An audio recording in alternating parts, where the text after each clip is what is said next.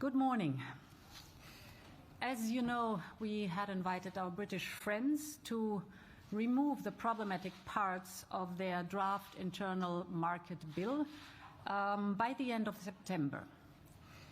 This draft bill is, by its very nature, a breach of the obligation of good faith laid down in the withdrawal agreement. Moreover, if adopted as is, it will be in full contradiction to the Protocol of Ireland, Northern Ireland.